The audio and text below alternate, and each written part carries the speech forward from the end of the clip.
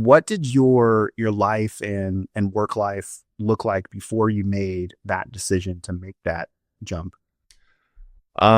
So because it wasn't necessarily a direct jump, it was kind of a progressive transition.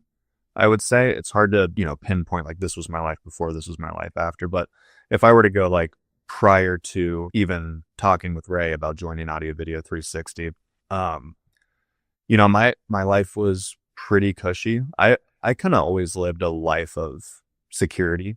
Um, I wasn't a big risk taker. I mean, when I was younger, I was, but professionally and in my adult life, I've really kind of shied away from taking risks out of fear of failure, which I think is pretty common for people. So, my life before I had a stable job. I'm in an industry where if I lose work for whatever reason, I can usually find a job within a couple weeks. So I typically never had to worry about being out of work.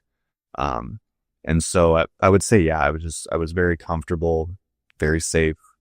And the main thing that sort of pushed me towards this was the understanding that I struggle working for other people, especially when I don't agree with how they operate their business.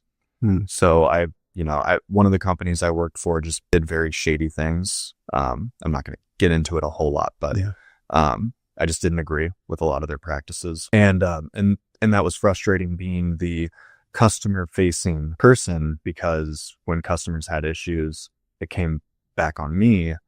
And so after dealing with that with a few different companies, I finally got to the point where I just realized, I'm young. I don't have kids. At the time I wasn't engaged.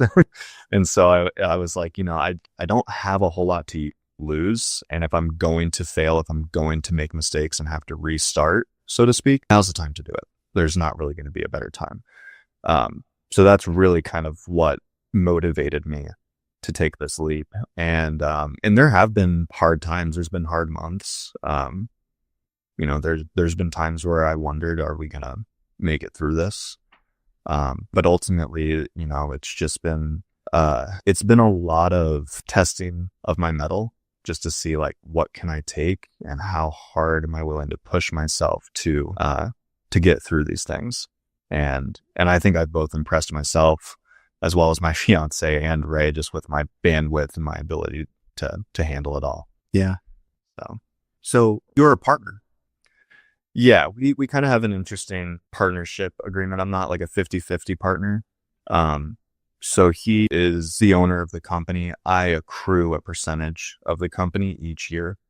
So after 10 years, his goal is to retire, and then I become majority shareholder, for lack of a better word. And then he gets a certain percentage of profit that he retires off of from the company. And then I kind of become the owner, for lack of a better word, and I run the company and do all the operations. That's a pretty cool setup, actually. Yeah, I'm very blessed. Yeah. And,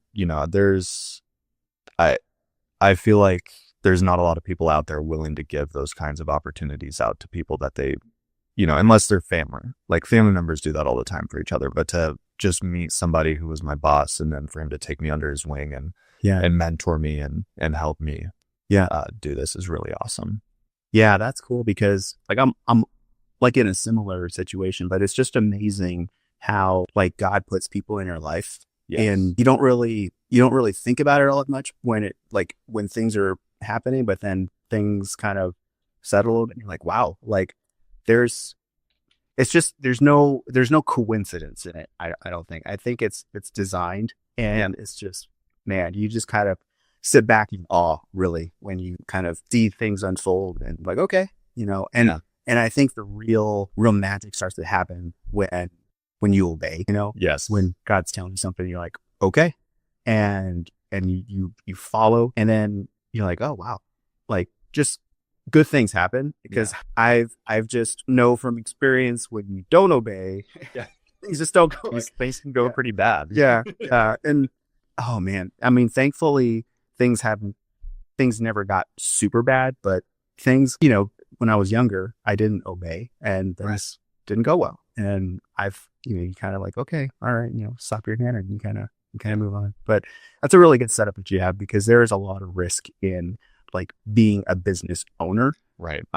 And in essence, it almost feels like he's protecting you from that, to kind of pave the way to build something and then transition to kind of get those kinks out. That's awesome. I think that's really cool.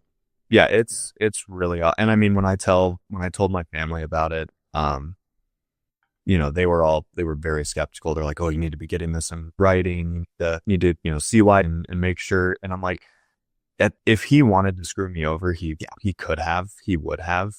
I mean, and I just don't think like you're saying, when God puts these people in your life, he does it for a reason. Yeah.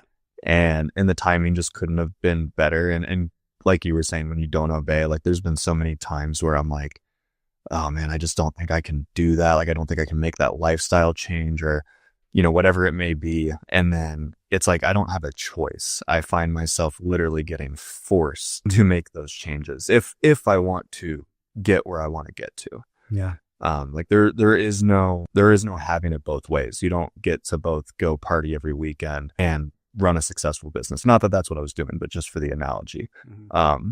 Like time management has become such a big thing for me, and it was something I never had to do. I always despised living on a schedule. I value my free time, and I really valued just having the free time to do whatever, not having to have everything written out. But now I do. I mean, it's like when I make plans on the weekend, it is literally, okay, I'm doing this in the morning, this in the afternoon. And I like it now. Like, I've grown to appreciate that, because it allows me to fit a lot more things into my day-to-day life. That's when I don't know how old I was. I was probably like early, probably like mid-20s, late 20s. My wife and I were going on a trip to California, to Disneyland, back when Disneyland wasn't so, crazy. And we took her parents. And I remember I put up an entire schedule. I went on, made a spreadsheet and driving directions. And this is like before, Google and all this stuff was. So you had to print it out. You had to print out directions like MapQuest and an itinerary and where we're going, all this other stuff, like a whole packet. And I remember I was so proud of it. And I had like this little folder, and I gave it to her dad, because he was driving one car and I was in my car and we were in our car. And it was just like funny, when I think about it now, but like it was like full blown schedule. And it was just like, it's just the way, your mind thinks. You're like, oh man, that's crazy. But it makes things a lot easier. It does. It really does. Because when you get there, you're kind of like, oh, okay, if we want to do this, then we're going to have to skip this and that, it really does make sense. But yeah, sometimes you can get a little crazy or overboard. Yeah, like absolutely. You can definitely go over. But it's interesting. You were talking about your parents were saying, oh, you need to get it in writing and this and that. But I also feel like there's your gut instinct. And I've said this like on other podcasts too. Like, I really do believe like that gut instinct, people call it, like I have a gut feeling. I really do feel personally, it's like the Holy Spirit, like talking to me saying, hey, like this, this may not be a good fit, or, hey, you know what, this is okay. Because so many times I've gotten like burned, and my gut was always telling me, okay, don't do this. Like, oh, there's something weird, there's something off about like this dude or whatever. Because I remember I was going into a business partnership, probably this was like 2012, and I remember the guy I was like working with. There was something like my gut feeling was telling me like, you shouldn't work with this dude. And I was like thinking, no, this is fine. Like, they're justifying, whatever it may be to justify, making the partnership work. Yeah. Ultimately, it turned out he was a scammer, scammed me and my clients like tons of money. And yeah, I still live with it to this day. And it really kind of like just eats me up that I let that happen. Right. And the funny thing though is my wife saw it. Like, he would call me, and my wife was like, I don't like how he's talking to you and this and that. And, it's like, I wish I would have listened to both my wife and, that gut feeling, the Holy Spirit. Yeah. But I didn't. And it's also one of those things. I got tons of examples, by the way. Like, say I did, but when you realize that, and when I tell myself now that gut feeling, it's not just a gut feeling, like it's something more, right? Then it puts a little more weight into it. And you're like, okay. And when I decided to listen to that more, then things started to actually make more sense and like pan out. And I think when you meet people, you can have that sense. I think some people know, like when they meet people, and if they're about to do a business relationship, that gut feeling, it will tell you whether or not like this is like a deal to do. And if there's something that's off, bounce, Right. you know, like, which I think is important. I always tell my kids that, like, if you get that gut feeling, listen to it. Yeah. Um, yeah, there's a lot to it. I think there's a lot more to everything that a lot of people realize. I think you probably do more so now, but Oh yeah. Yeah. 1,000%.